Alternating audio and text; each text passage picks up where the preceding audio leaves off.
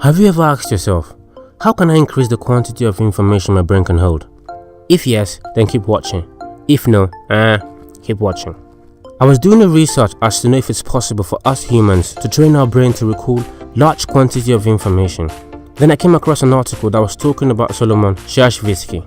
Luria S, or S as he was also known, was a Russian journalist who had a very retentive memory. He never took notes of meetings or interviews, but he could still recall the entire speech word for word.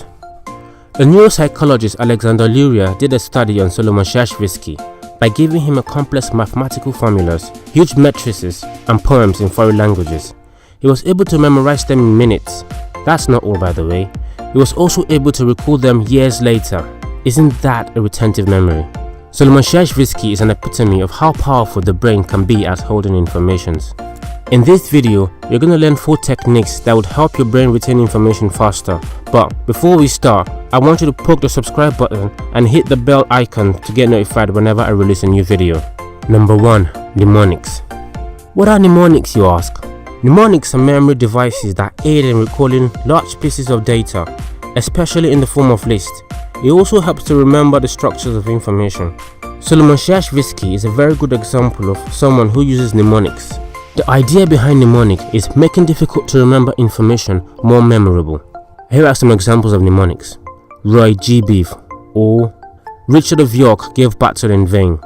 The initials of each letter represented names of the colors in the rainbow. Kings play cards on very soft sulfur. This is the classification of living things.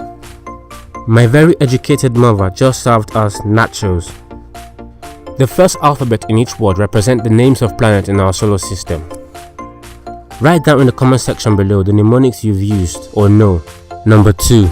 Sleep. Not only is sleep essential for the body, as people who don't get enough of it are at risk of having low sex drive, cardiovascular and coronary heart disease. Sleep is also crucial for the brain, as it triggers the synapses in our brain to both strengthen and weaken. A research study found that people who were able to get at least 6 hours of quality sleep after learning a new thing were able to recall them better than those who didn't. This is because both our short-term and long-term memory is impaired by lack of sleep. Sleep deprivation leads to forgetfulness, as research shows that even a brief lack of sleep can diminish the brain's capacity to form new memories. That's why people who burn the midnight oil end up forgetting most of what they read. So go on, sleep all you can, but don't forget to read before doing that. Number 3. Eliminate distraction. Put away your games, turn off the telly. That's one advice I always get from my uncle whenever I want to start studying. Thank goodness I always did it, because according to a study done by researchers at Simon Fraser University, it was discovered that people who performed well on memory tasks were able to suppress distractions, and those who didn't perform as well couldn't suppress distraction quickly enough to prevent them from grabbing their attention. In this era of connectivity, it is more easy to be distracted than being focused. Another study was done by the Kaiser Family Foundation and found that, on average, we spend nearly 8 hours a day on entertainment media. This puts our brain through rapid fire mode when we are being distracted, as our brain tries to choose what to focus on. And also, distractions make it even more difficult for our brain to transfer the information it has already stored in the short-term memory to the long-term memory for later use. So before you go into deep study mode, make sure that your environment is distraction free, because distraction impairs our ability to learn. And before I forget, social media is another form of distractions. Limit the time you use it. Number 4. The Fineman Technique. If you can't explain it simply, then you don't understand it yourself. Can you guess who this quote was attributed to? If you said Albert Einstein, you got it right. Explaining a concept to someone makes the subject embedded in your head for a long time and makes it easier for you to recall when needed. The Fineman Technique is a pretty good technique for learning and memorization. Before we dive into how this technique helps in memorization, let's know the mind behind it. Meet Richard Feynman. He is the inventor of the Fineman Technique. Richard Feynman was a scientist, and he has to his name a Nobel Prize for quantum electrodynamics in 1965.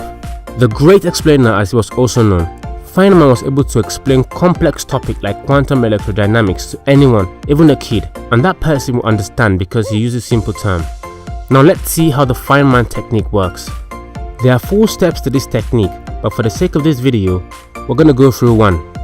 Teach it to someone as if you were teaching it to a child. Take out a blank sheet of paper and write the subject you want to learn at the top. Write out what you already know about the subject as if you were teaching it to a child, and no, not a toddler, but a child who has enough vocabulary and attention span to understand basic concepts. Whenever you write out an idea in simple terms that could be understood by anyone, even a child, it forces you to understand the concept at a deeper level. Hit the like button if you find this video informative, and share this video to your friends who you think will need these techniques.